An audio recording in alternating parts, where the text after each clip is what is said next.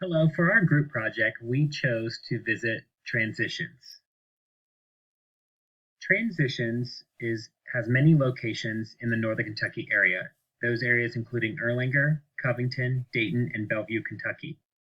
The location that we visited was the main office, which is located on Russell Street in Covington, Kentucky. When we entered the facility, it's a very clean facility that is welcoming to those who need their services. The staff is very helpful, and it's clear that they are there to support anyone that comes in for help. The person we interviewed was Samantha Grothaus. Her title is an outpatient residential monitor. Her responsibilities include safety and security of the house. She is also responsible for completing house counts to make sure clients are where they should be and are allowed to be. She administers drug testing, administers medication, and completes intakes. She also mentioned that she completes other office work, which includes stocking of supplies, collection of money for services, and completing office paperwork. Some of the services that Transitions provides are WRAP, which stands for Women's Residential Addictions Program, HOUSE. This is the Women's Residential Program. They assist all women, including expectant mothers. Children are welcome in the house, but they must be placed in childcare while they are completing their treatment hours. Childcare is not available in the WRAP house. For women who don't have custody of their children, the WRAP house works with social workers so they can have visitation with their children. Another service provided is Drogi. This is equivalent to the WRAP house, but for men.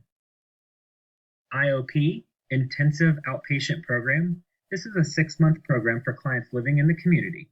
They can receive outpatient care while continuing to be employed in the community. DLC, which stands for Grateful Life Center.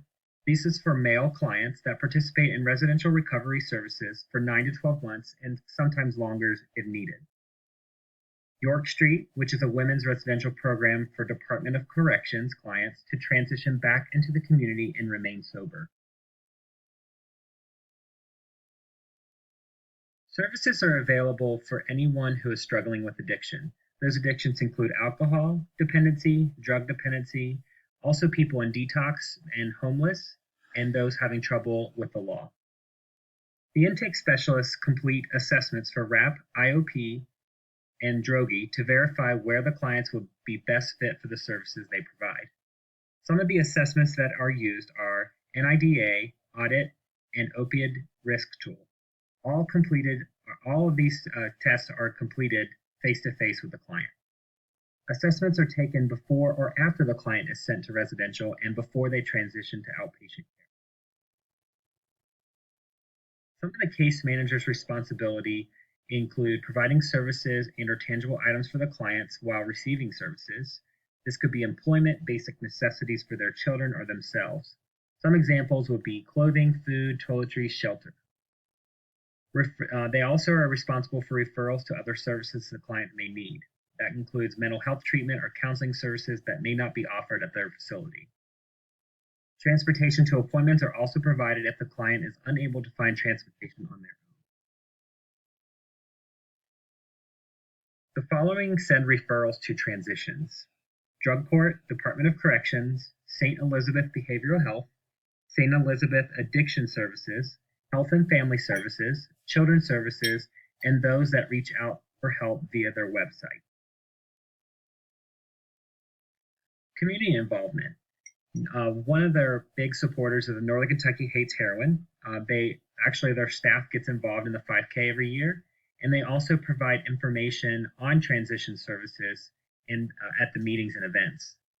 One thing that Samantha had mentioned was that they have someone at the house that started Celebrate Recovery. It's a Monday night program at a local church for the community to come together to celebrate being sober and recovering from addiction. They also participate in any local events in the community to raise awareness of the services offered. There are many partners in the community, and some of them include Baby Steps, which is a service for pregnant mothers. Transition also holds a group at their facility if there is a need or a high number of expecting mothers in the facility. Methadone clinics in the area that come in and provide information to clients in their facilities on services and or treatments for sobriety.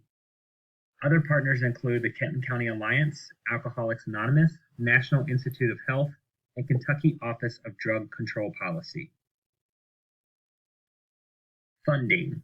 Transitions is funded through various grants and the following: Casey's Law, Department of Corrections, Drug Court, and Medicaid.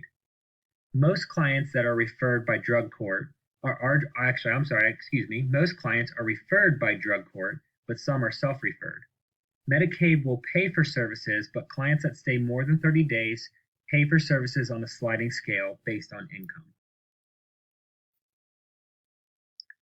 One question that we did ask Sam is if they offered employment services.